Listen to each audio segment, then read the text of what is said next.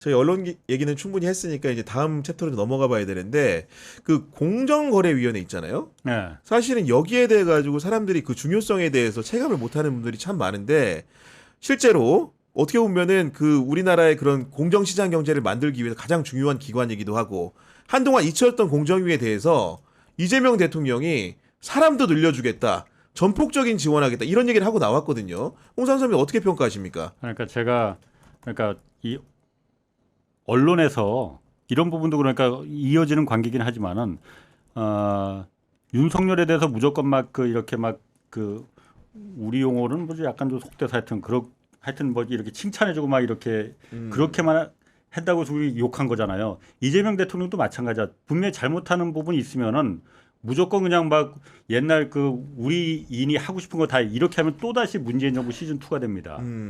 언론에서 그런 부분에 대해서 말을 해줘야 되는데 제가 처음에 이재명 대통령이 공정위를 갖다 탁 콕 집어서 말을 했잖아요.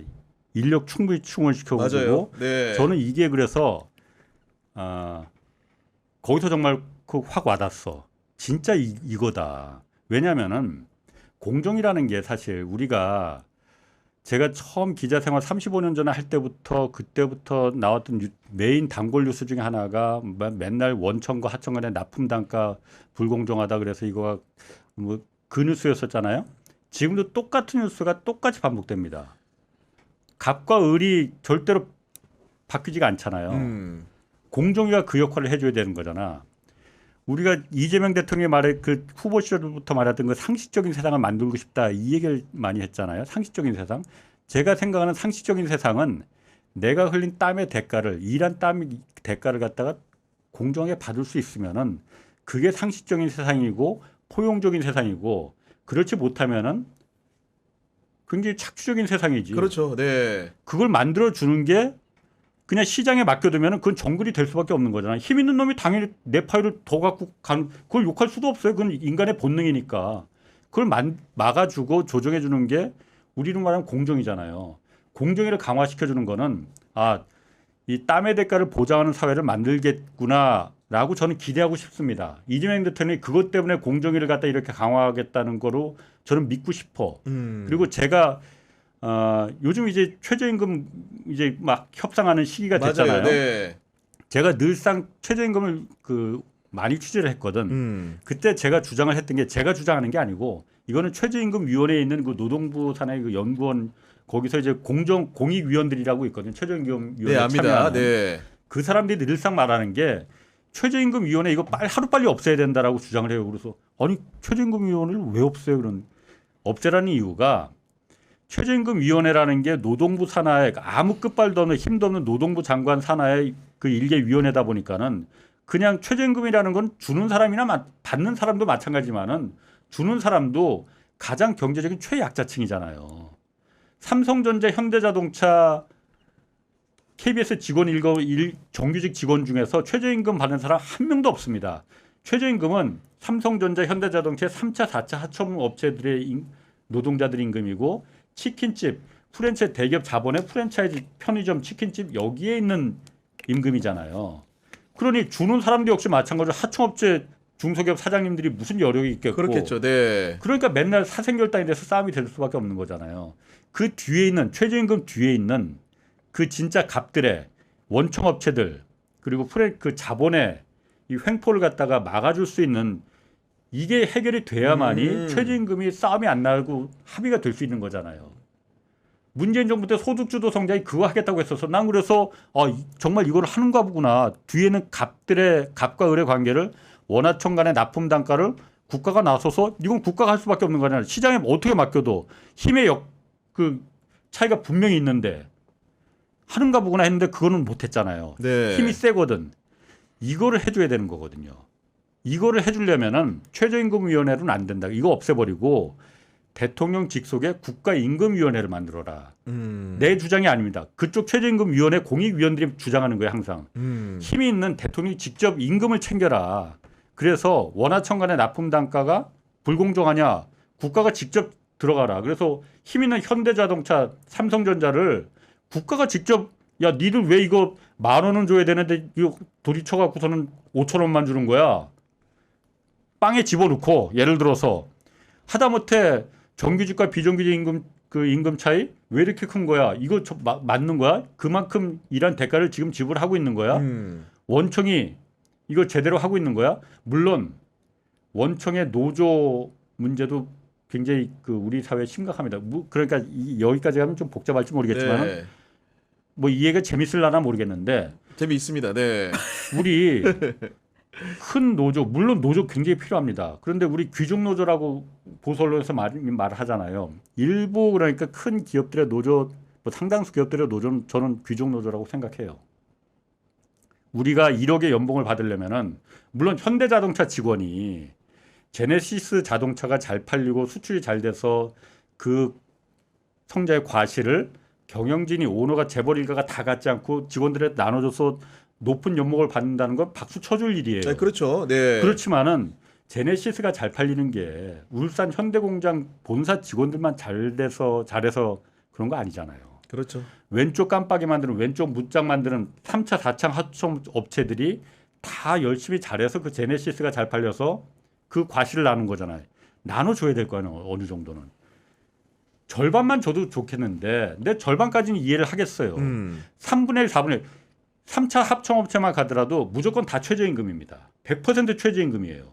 그리고 심지어는 거기 가보면은 그 원가를 갖다 원가 계산서라는 걸 이제 작성을 하잖아요. 네. 원청의 구매팀이 주로 하는 일이 원가를 이제 컨트롤하는 거야. 그런데 거기서 뭐 이런 종이를 이 마이크를 만든다면 요거 쇳덩이 값은 얼마고 뭐 이거 플라스틱 값은 얼마고 요거만 계산하면 내가 말을 안 하겠는데 여기 들어가는 임률이라는 걸 지정을 해줍니다. 임률이라는 게 요 마이크 하나 만드는 데 들어가는 직원들의 임금을 말하는 거거든요. 이거는 그 중소기업 하청업체 사장님이 결정을 해줘야지. 그렇죠. 예. 내 직원들 임금을 갖다가 그걸 원청에서 이 정도만 주면 되는 거야. 라고 그 원가를 계산하니 그 중소기업체 사장님이 더 주고 싶어도 줄 수가 없는 거지.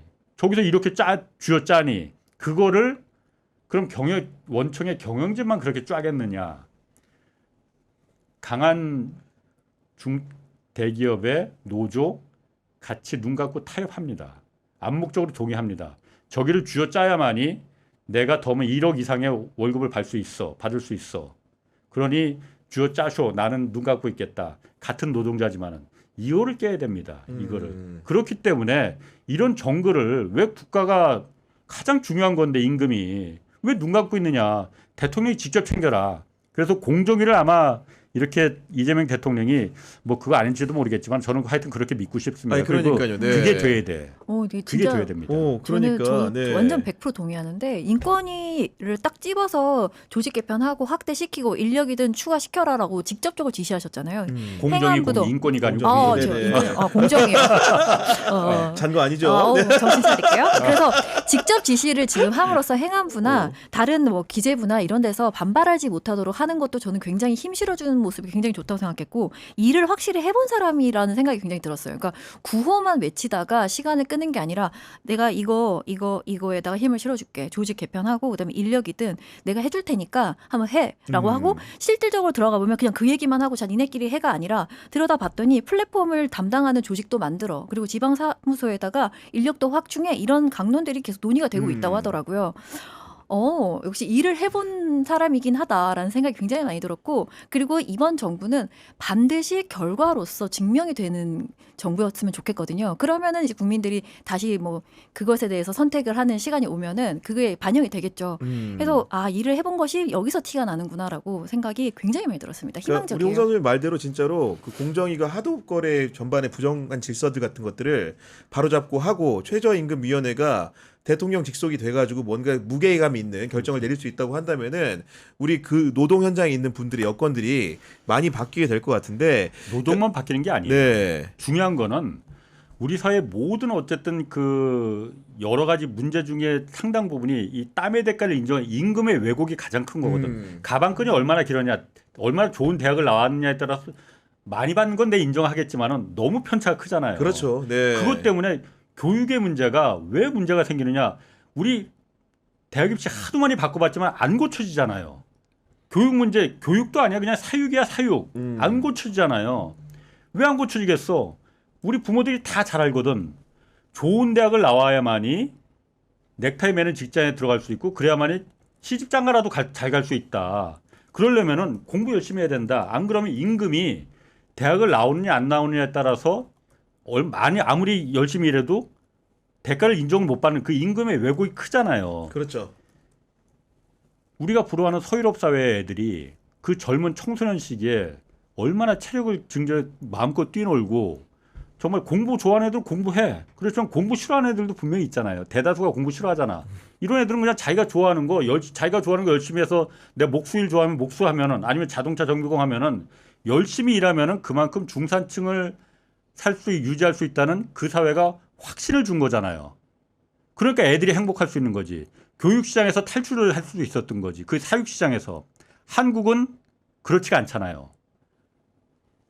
대학을 나와야만이 좋은 그 직장에 들어가서 임금을 받을 수가 있고 만약 내가 공부하기 싫어갖고 대학 안 나가면은 어떻게 되는 거 우리 부모가 다 잘 알잖아. 그러니까 무조건 딸라비 얻어서 그냥 애들이 뛰어내리든 말든 등 떠밀어서 학원에 무조건 보내잖아요. 애들은 애들대로 얼마나 이게 악순환이야. 체력은 체력대로 그냥 저질 체력이 돼버리고 이 시장에서 그래야만이 임금의 왜곡을 없애줘야만이 우리가 부러워하는 서유럽 사회 같은 그 포용적인 선진 사회가 그래야만이 될 수 있다고 저는 믿고 있어요. 암만 이 대학 입시제도 100번 1000번을 바꾸더라도 절대 교육 환경 우리 애들을 그 사육 시장에서 빼내줄 수 없습니다. 그 이후에 진입되는 노동 시장의 임금을 공정하게 바꿔줘야만이 우리 애들을 살려줄 수가 있는 거라고 저는 믿고 있어요. 네.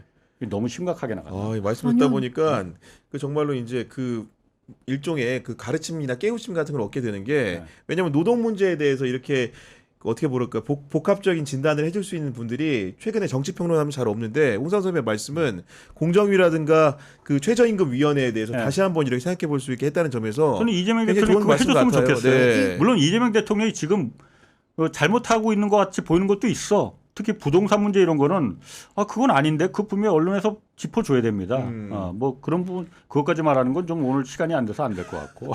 근데 이거 진짜 핵심이에요. 저도 늘 노동이 가장 핵심이라고 생각하는데 그게 해결이 되어야만 저출산이고 저출생이고 간에 해결이 됩니다. 그럼. 그 사람이 살만한 세상이 돼야 살아있는 사람이 행복해야 애를 낳고 싶은 건데 그러니까요. 그렇게 되는데 어떻게 애가 낳고 싶겠습니까? 그러니까 지금까지 이제 이재명 정부 들어서 바뀌게 돼 언론과 노동 분야의 개선 방향에 대해서 이야기해보는 시간을 가졌는데 사실 홍사훈 선배 저는 자주 뵙고 우리 기추자님은 처음 뵀다 그랬는데 직접 면전 앞에서 여러 얘기를 들어보니까 어떤 분인 것 같습니까? 혹시? 너무 재밌어요. 뭐 네. 일단 우리 재미보단 비주얼 담당이죠. 진짜 너무 멋장이시네요. 뻔뻔하기가. 이 바닥에서 이 정도 신혼서판 뽑기 쉽지 않아. 인정. 나 언제 철드나 몰라. 아니 홍사훈 선배는 제가 방송을 많이 같이 하고 그 스트리밍에서 보지만은 정말로 기자 출신 중에서 이렇게 팬이 많은 분이 드물거든요. 기자 직업이 가지는 한계가 명확한 부분이 있는데 그 한계를 초월했다는 점에서 기레기 추적자 기추자님 보시기에는 이분이 기자였다는 게 믿기 일단 어렵습니까? 어떻습니까? 어깨 넓이가 약간 기자가 아니에요. 기자는 약간 이게 굽어봐야 되는데 어깨가 너무 넓으신 거 아닙니까? 저는 아무리 봐도 홍사훈 선배는 이제 과거에 이제 리포트 하셨던 거 보면 기자라는 게 믿기는데 방송을 할 때 만나는 홍사훈 선배는 기자라기보다는 약간 어떻게 보면은 인생 선배 같은 느낌으로 우리 구독자 시청자들에게 현안을 설명하기 때문에 그게 귀에 쏙쏙 와닿는 것 같은 생각이 들면서 오늘은 이 정도에서 마무리하도록 하겠습니다.